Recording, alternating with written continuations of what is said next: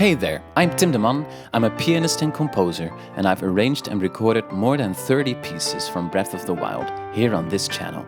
I've been looking forward to new music to work with, and during E3 we finally got a short but sweet look at what's currently known as the sequel to The Legend of Zelda, the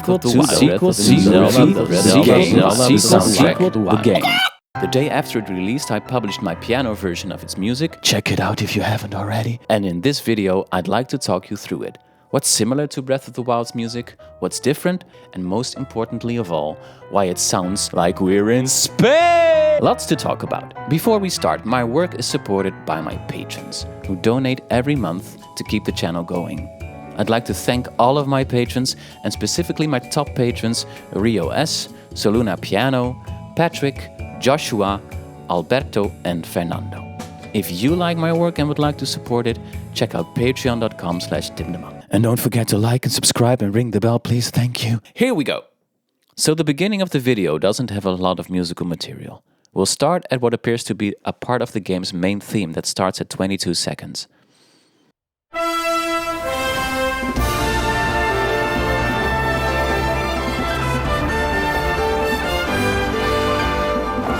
It's immediately apparent that the musical style is very similar to Breath of the Wild. We've got the same twinkling piano riffs over an orchestral backing, something that's reminiscent of, for example, the Dark Beast Ganon music.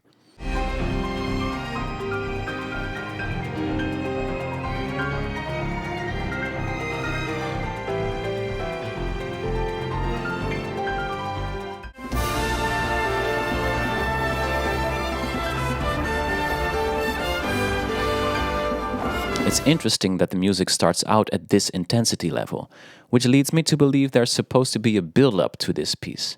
It seems to have been truncated to fit this short trailer. Another giveaway that we're only listening to a part of a larger piece of music is the sudden key change that happens at 38 seconds.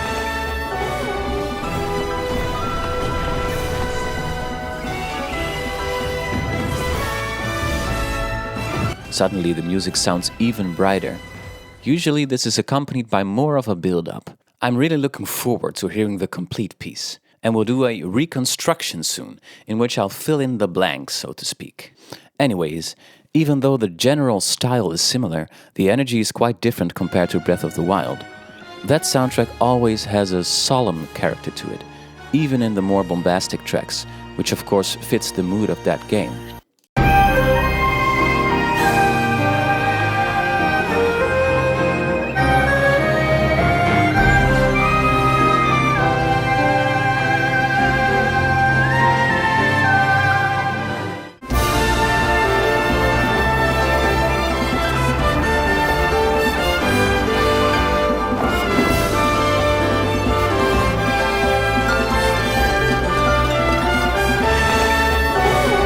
This music is energetic and bright.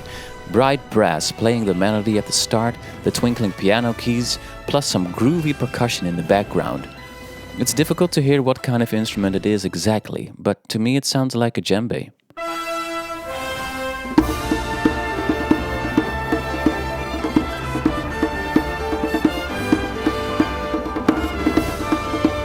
This percussion also fits the more tribal look of the floating areas.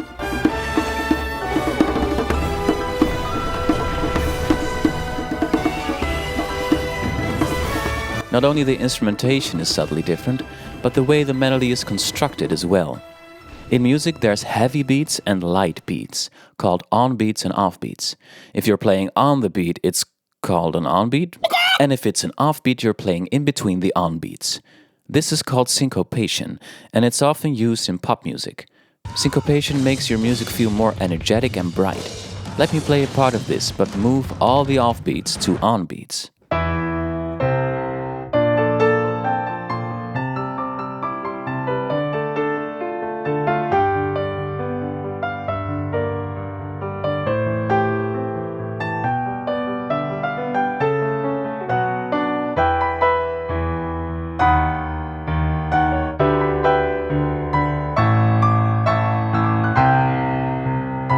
It's a lot less energetic and light.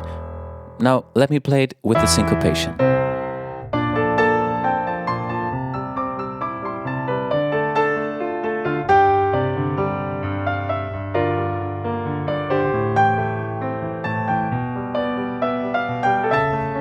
As you can hear, the syncopation is an important contribution to the brightness of this music.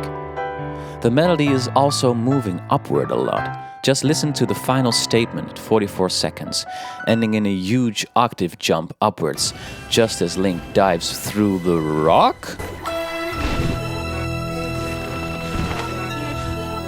The harmony is also cooperating to make us feel like we're floating in the sky.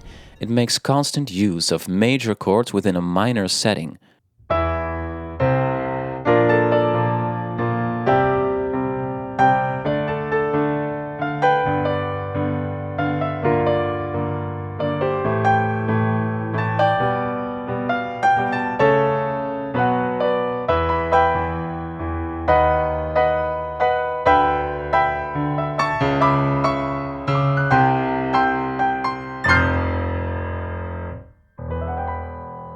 Near the ending, there's major emphasis given on this bright A major chord, which would be A minor if we'd follow the key of E minor it's in.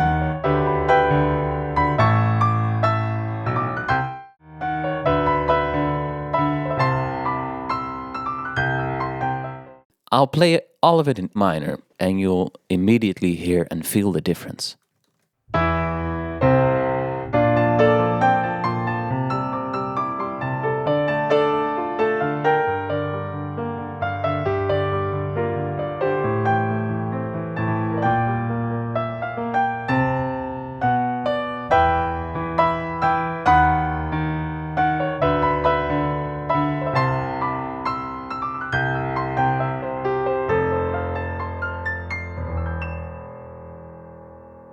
Of course, this is not all the music in the trailer. What we've seen of the game up until now indicates that we won't only be going up in the air, but also down into the earth. And the music that plays during the rising of the castle is much more in line with the teaser trailer from 2019. Very dark and ominous. The eerie, almost reversed sounding choir singing strange intervals is back and makes a bridge between the two contrasting parts of the trailer. During the castle segment, the music is constantly moving downward.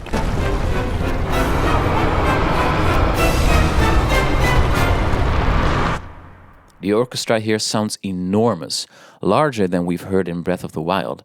I get the feeling that the music budget is even higher than last time, and I'm stoked to see what they do with it. The trailer caps off with a very short quote from Zelda's Lullaby, played by the erhu, a Chinese violin that played a role in Breath of the Wild as well, notably in the main theme.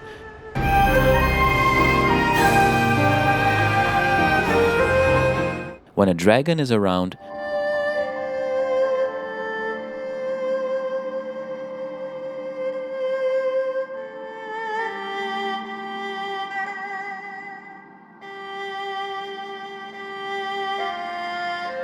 and surrounding Vanaboris.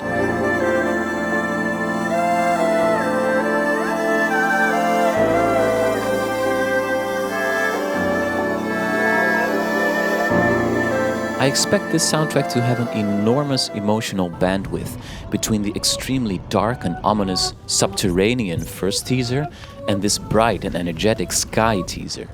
I'm not sure what they'll do with regular old Hyrule to make that sound fresh and new, but if the first trailer had an underground theme and this one a sky theme, it only stands to reason that the next one will give us a closer look at the regular old ground.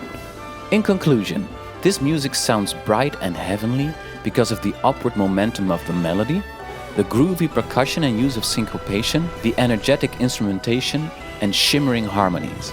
I'm looking forward to whatever comes next, whenever the team is ready to show it. Keep your eyes peeled for my extended version of this music, in which I'll try to make a complete main theme out of this snippet. And don't forget to check out my playlists, which are chock full of Zelda. And subscribe, comment, like, ring the bell, please. Maybe the algorithm will start liking me one day. Thanks so much for watching.